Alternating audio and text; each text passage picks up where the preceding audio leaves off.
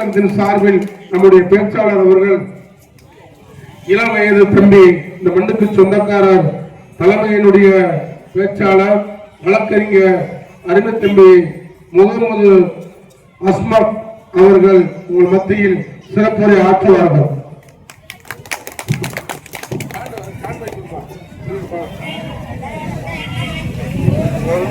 நாடு போற்றும் நான்காண்டு தொடரட்டும் பல்லாண்டு என்ற தலைப்பிலே நடைபெறக்கூடிய இந்த பொதுக்கூட்டத்திற்கு, அதாவது இன்றைய தினம் மதுரையிலே கள்ளழகர் வைகை ஆற்றில் இறங்குகிறார்.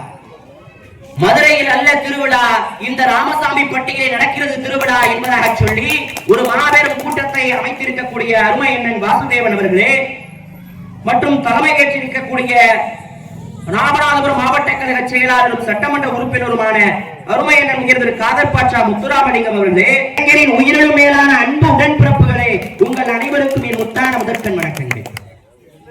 நாடு போற்றும் நான்காண்டு தொடரட்டும் பல்லாண்டு, முத்துக்கடல் பதித்து மூன்று நிலை வளர்த்து கற்று கடலிருந்த தாயகமே, கத்தும் கடல் மீது கடங்களில் விளையாடும் காவலன் தென்பாண்டி மண்டலமே, நதியில் விளையாடி மன்னன் தெடியில் தவழுகின்ற தமிழ்தாயின் தலைமகன் தளபதியின் 4ஆம் ஆண்டு சாதனை விளக்க பொதுக்கூட்டம் இது.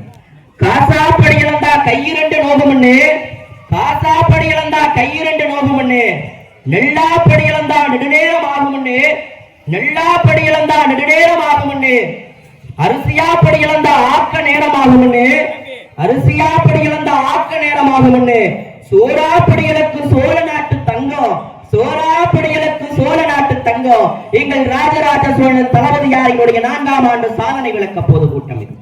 நினைத்து பார்க்கின்றேன் தோழர்களே, இதற்கு முன்னாலும் சரி இதற்கு பின்னாலும் சரி இப்படி விதமான ஒரு ஆட்சியை சரித்திரம் போற்றக்கூடியன்ற, மற்ற மாநிலங்கள் எல்லாம் வியந்து பார்க்கக்கூடியன்ற, ஏன் ஒன்றிய அரசே வியந்து பார்க்கக்கூடிய, ஏன் கடல் கடந்து இருக்கக்கூடிய மற்ற நாடுகள் எல்லாம் வியந்து பார்க்கக்கூடிய ஒரு உன்னதமான ஆட்சியை இந்த தாய் தமிழ்நாட்டிலே தலைவர் தளபதியார் அவர்கள் நடத்தி கொண்டிருக்கின்றார் என்பதை இந்த நேரத்தில் நான் சொல்ல கடமைப்பட்டிருக்கின்றேன் தோழர்களே.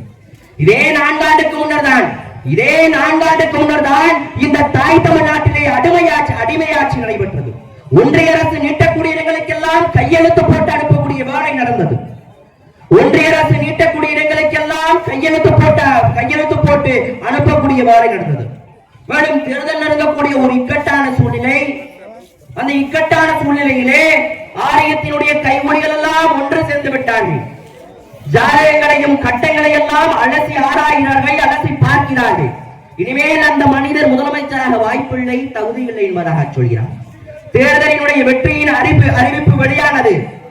மக்களினுடைய உரிமையின் குரலாய், விடியலின் குரலாய், கம்பீரத்தின் குரலாய், மாநிலத்தின் உரிமையின் குரலாய் என்ற குரல் ஒலித்தது தோழர்களே. அதுதான் முத்துவேல் கருணாநிதி ஸ்டாலின் எனும் நான். அந்த கம்பீர குரல் அன்றைக்கு ஒலித்த அந்த குரல் இன்று வரை மக்களினுடைய உரிமைக்காகவும் நலன்களுக்காகவும் விடியலுக்காகவும் தொடர்ந்து போராடி கொண்டிருக்கின்றது. இன்றைக்கு மத்தியிலே ஆண்டு கொண்டிருக்கக்கூடிய ஒன்றிய மோடி அரசு, மற்ற மாநிலங்களை எல்லாம் அடக்கி ஆடுவதை போல, மற்ற மாநிலங்களை எல்லாம் தன்னுடைய கட்டுப்பாட்டிலே வைத்திருப்பதை போல நம்முடைய தாய் தமிழ்நாட்டையும் அடக்கி ஆளலாம் என்று நினைத்தது. அதற்காக ஆளுநரை இந்த பூமியிலே இறக்கியது தோழர்களே. ஆளுநரை இந்த பூமியிலே இறக்கி நம்மை ஆட்டி, நம்முடைய மாநிலத்தை ஆட்டி பார்க்கலாம் என்று நினைத்தார்கள். ஆனால் ஆண்டவனுக்கே புத்தி சொன்ன இந்த இயக்கம், ஆண்டவனுக்கே பாடம் புகத்திய இந்த திராவிட இயக்கம் ஆளுநரை சும்மா விட்டு விடுமா? ஆண்டவனுக்கே பாடம் சொன்ன இந்த இயக்கம் ஆளுநரை சும்மா விட்டு விடுமா என்பதாக சொல்லி உச்ச நீதிமன்றத்திலே வழக்கினை பதிவு செய்து ஒரு உன்னதமான ஒரு வரலாற்று சிறப்புமிக்க தீர்ப்பினை தலைவர் தளபதியார் அவர்கள் பெற்றார் என்று சொன்னால், ஆட்டி வைக்கலாம் என்ற ஆளுநரை வைத்து ஆட்டி வைக்கலாம் என்று நினைத்த ஒன்றிய அரசை ஆட்டம் காண வைத்தவர் தலைவர் தளபதியார் அவர்கள் என்பதுதானே நிதர்சனமான உண்மை. தோழர்களை நான் இங்கே பட்டியலிட்டு சொல்ல காத்திருக்கின்றேன். கொடுக்கப்பட்ட ஆட்சி ஆண்டு காலம் 4 ஆண்டு காலம். ஆனால் 4 லட்சத்துக்கும் மேற்பட்ட சாதனைகளை படைத்திருக்கின்றார்.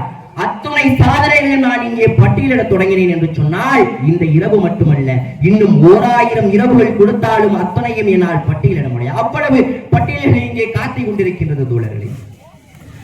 மேலும் இந்த தாய் தமிழ்நாட்டில் நடக்கக்கூடிய ஆட்சி மாணவர்களுக்கான ஆட்சி, பெண்களுக்கான ஆட்சி, மாற்றுத்திறனாளிகளுக்கான ஆட்சி, கல்விக்கான ஆட்சி, விளையாட்டு வீரர்களுக்கான ஆட்சி இந்த தாய் தமிழ்நாட்டில் நடந்து கொண்டிருக்கின்றது. இப்படியெல்லாம் தனித்தனியாக எல்லாம் சொல்லாமல் இந்த தாய் தமிழ்நாட்டில் நடக்கக்கூடிய ஆட்சி திராவிட மாடல் ஆட்சி எனும் ஒரு உன்னதமான ஆட்சியை இன்றைக்கு மற்ற மாநிலங்களுக்கெல்லாம் முன்மாதிரியான ஆட்சியை இந்த தாய் தமிழ்நாட்டிலே தலைவர் தளபதியார் அவர்கள் நடத்தி கொண்டிருக்கின்றார். தோழர்களே, இன்றைக்கு எதிர்க்கட்சி தலைவராக இருக்கக்கூடிய எடப்பாடி பழனிசாமி அவர்களும் இருக்கும் இடமே தெரியாமல் போன ஆட்டுக்குட்டி அண்ணாமலையும் தினம் தினம் ஒரு பொய்யை சொல்கின்றார்கள். அதாவது ஆட்சியில் குறை சொல்ல முடியாதவர்களால் விமர்சனங்களை வைத்து இந்த இயக்கத்தை அழித்து விடலாம் என்பதாக நினைக்கின்றார்கள். அதுதான் தமிழ்நாட்டிலே சட்ட ஒழுங்கு சீர்கெட்டு விட்டது, தமிழ்நாட்டிலே சட்ட ஒழுங்கு சந்தை பிரிக்கிறது என்பதாக அவர்கள் பொய்யை பரப்புகிறார்கள். அவர்களுக்கு இந்த மேடையின் வாயிலாக இந்த நேரத்திலே நான் சொல்ல கடமைப்பட்டிருக்கின்றேன். தோழர்களே, ஷியாமா பிரசாத் ரூபன் மிஷன் சார்பிலே 2024 ஒன்றிய அரசின் சார்பிலே வெளியிடப்பட்ட அறிக்கையின்படி இந்திய மாநிலங்களிலேயே தமிழ்நாடு தான் சட்ட ஒழுங்கிலே சீரோடும் சிறப்போடும் செம்மையோடும் இருக்கிறது என்று நான் சொல்லல. மத்தியிலே ஆண்டு கொண்டிருக்கக்கூடிய ஒன்றிய மோடி அரசு நமக்கு பாராட்டு தெரிவிக்கிறது என்று சொன்னால் இதை இன்றைய நேரத்திலே எடப்பாடி பழனிசாமி அவர்களும் அண்ணாமலை அவர்களும் தெரிந்து கொள்ள வேண்டும். தோழர்களே, மேலும் இந்த தாய் தமிழ்நாட்டிலே பெண்களுக்கு எதிரான குற்றங்கள் அதிகரித்து விட்டதாக சொல்கிறார்கள்.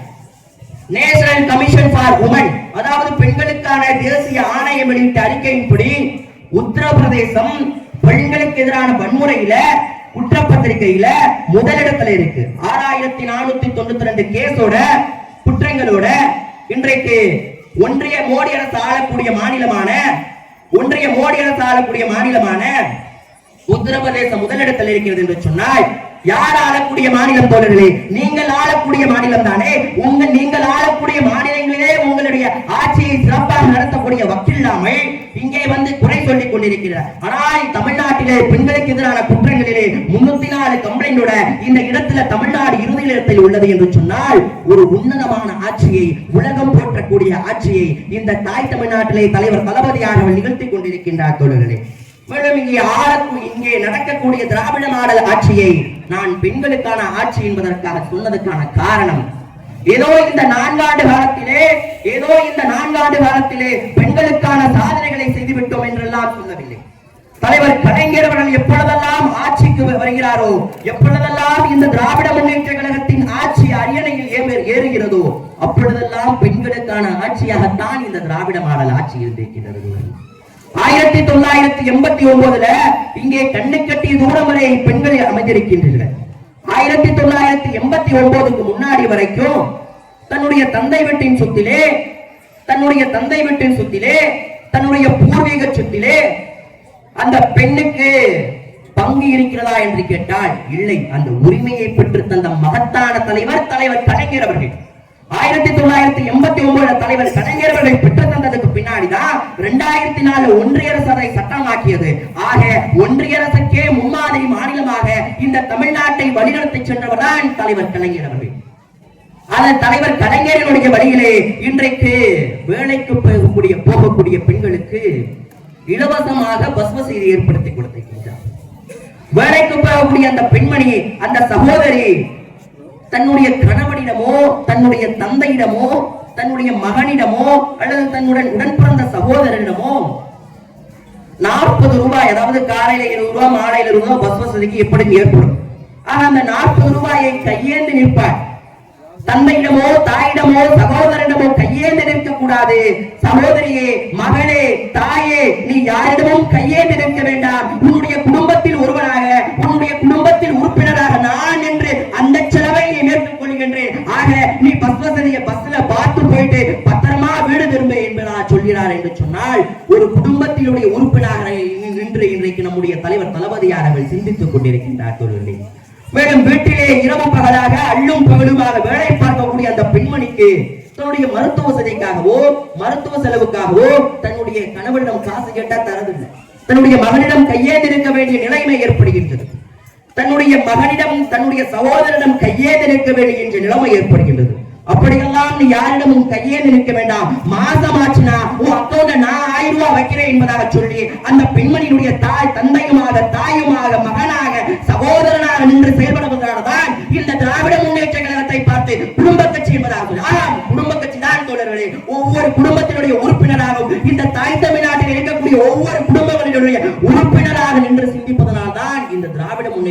சின்னத்தை பார்த்து குடும்ப கட்சி என்பதாக சொல்கின்றார்கள். மேலும் இந்த தாய் தமிழ்நாட்டில் நடக்கக்கூடிய ஆட்சி மாணவர்களுக்கான ஆட்சி, கல்விக்கான ஆட்சி என்பதற்காக நான் சொன்னதற்கான காரணம், எப்பொழுதெல்லாம் இந்த திராவிட மாடல் ஆட்சி அரியணையில் ஏறுகின்றதோ அப்பொழுதெல்லாம் கல்வியிலே ஒரு மாபெரும் புரட்சி ஏற்படும் தோழர்களே. அதாவது ஒவ்வொரு மாவட்டங்களிலும் புதிய புதிய நூலகங்கள் அமைக்கப்படும். ஆம், நமது மாவட்டத்திலே புதிய பெருநிலைக்கு அருகாமையிலே ஒரு அறிவுசார் மையம் இருக்கின்றது. போய் சென்று பயனடைய வேண்டும் தோழர்களே.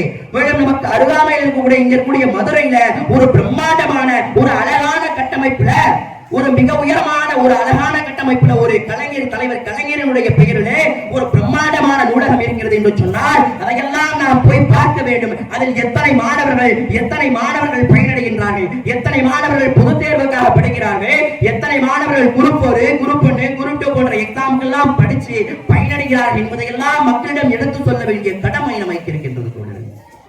மேலும் பள்ளிக்கு, அதாவது கல்லூரிக்கு செல்லக்கூடிய மாணவன் பள்ளி வரைய படிச்சிருவான், 12th வரைய படிச்சுட்டு கல்லூரிக்கு செல்லும் போது உனக்கு ஏதாவது செலவு ஏற்படும், கண்டிப்பான முறையில் ஏற்படும். புத்தகங்கள் வாங்கணும், பேனா வாங்கணும்.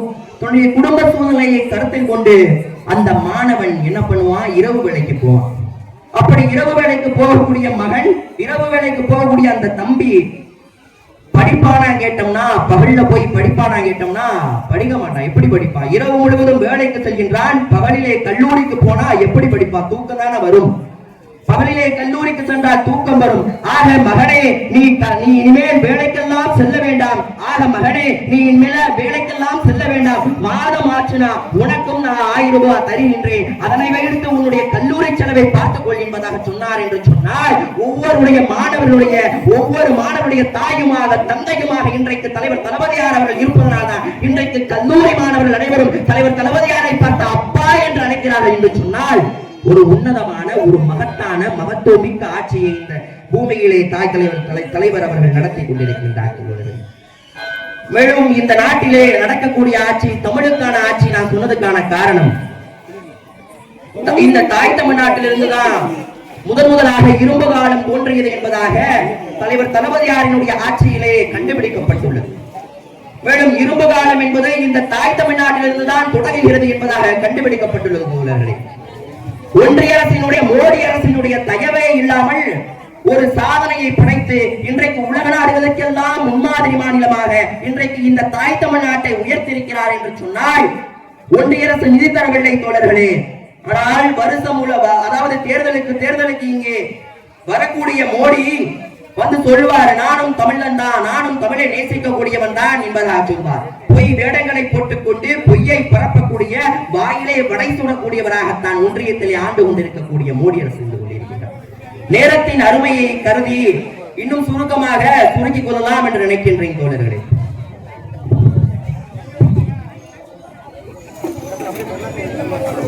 ஒரு இக்கட்டான சூழ்நிலையிலே ஆட்சி பொறுப்புக்கு வந்தோம் தோழர்களே. ஒரு இக்கட்டான சூழ்நிலையிலே ஆட்சி பொறுப்புக்கு வந்தோம். கொரோனா பெருந்தொற்று இந்த உலகை ஆட்டி படைத்த ஒரு காலகட்டம்.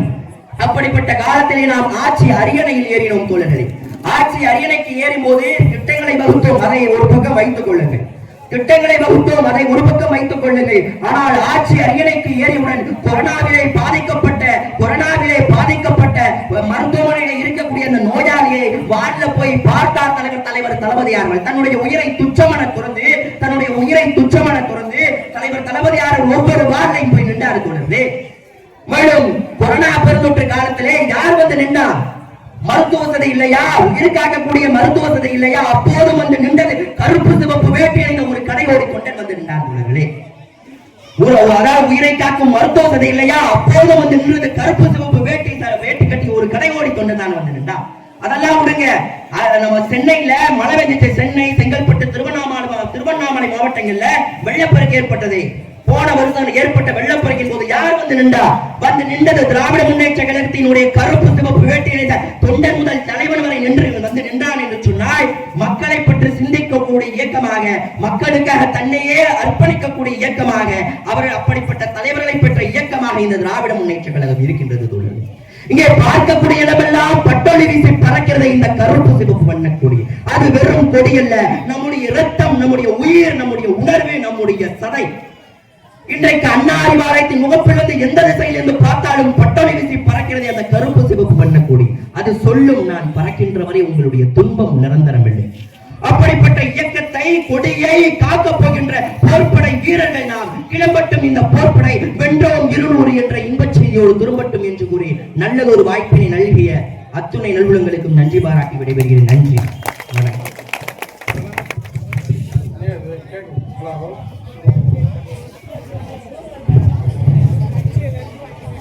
தலைமை கழகத்தினுடைய பேச்சாளர் மரியாதைக்குரிய அருமையான ராமகிருஷ்ணன் அவர்களுக்கு நம்முடைய ஒன்றிய கழகத்தின் சார்பில் பொன்னாடை போட்டப்படுகிறது.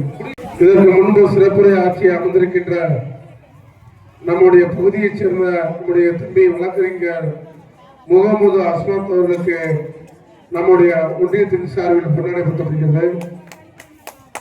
கொஞ்சம் கைத்தட்டுங்க. பெண்கள் ரொம்ப நேரம் ஆச்சு, 5 மணிக்கு வந்துட்டீங்க.